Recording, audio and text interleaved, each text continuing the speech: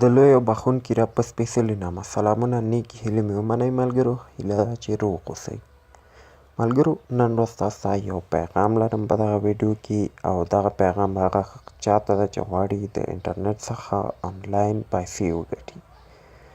ملګرو دا په ډاګه شوي په دې وروستیو کې چې د انټرنیټ څخه د پیسو ګټلو د 600 تر 700 لارې موجودې دي، او دغه لارې څو مشهورې هم شته دي چې په افغانستان او په سیمه کې زیات خلک کاروي او په دغه لاره پیسې ګټي.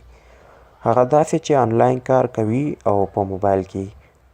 نو ملګرو د دغه لارې تعقیبولو لپاره همدغه ویډیو تر اخري سکنډه وګورئ. زه به تاسو ته ووایم چې دغه کومې لارې دي او کوم ځای کې باید تاسو تعقیب کړئ.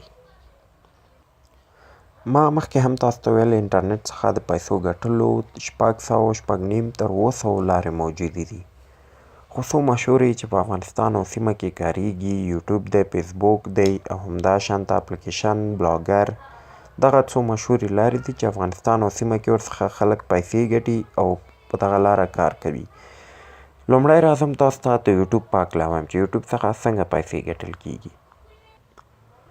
ملګرو د یوټیوب څخه د پیسو ګټلو 9 غوره لارې شته دي، خو یو څو مشهورې لارې چې هغه په واسطه موږ کولی شو پیسې وګټو. لومړی د چینل په واسطه، هغه داسې چې موږ چینل جوړوو او هغه برخې ته رسوو چې مونټایز شي. کله چې مونټایز شو بیا چې موږ هره ویډیو خپل چینل کې پوسټ کوو، اپلوډ کوو، نو هغه ویډیو چې خلک ګوري موږ ته په بدل کې پیسې راکول کېږي. پیسې موږ ته اډسنس راکوي، ځکه هغه موږ ته اعلان راکوي. په ویډیو زموږ اعلان راځي، هغه اعلان باندې چې څوک کلیک کوي نو موږ ته د هغه په بدل کې اډسنس اکاونټ دی، هغې کې پیسې جمع کېږي. اډسنس اکاونټ کې بیا موږ د بانک اکاونټ ور اچوو، هغې په واسطه موږ خپل بانک ته پیسې لیږلی شو او ګټلی شو.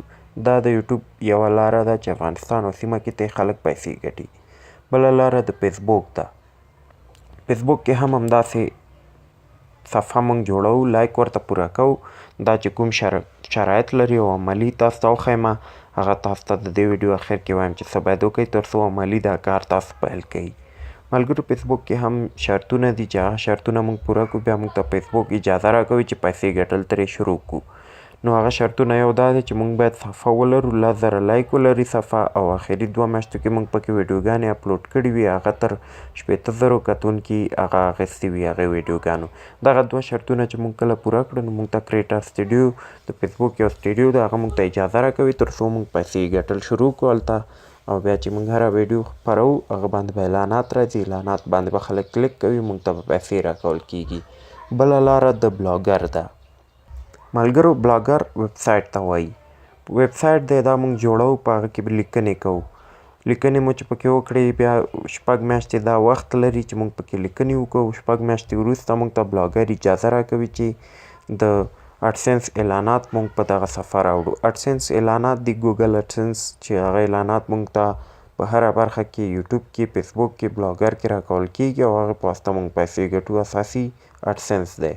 نو بلاګر 6 میاشتې وخت لري. یوټیوب چې هر وخت موږ د هغه شرایط پوره کړه، هغه شرایط یو د 1000 سبسکرایبر دي، بل 4000 هارس واچ ټایم دی چې دا باید نورو زموږ ویډیوګانې کتلي وي.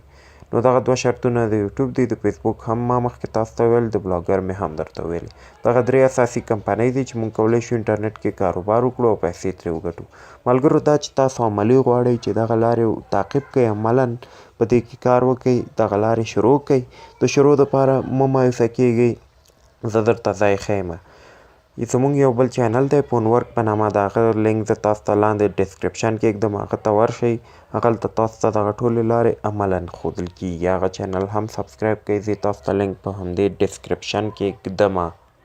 دغه یې لوګو ده، دا د فونورک په نامه دی، همدغه لینک یې ډسکرپشن کې دی، هغه ته ورشئ تر څو دغه لارې تعقیب کړئ، عملاً کار پکې شروع کړئ.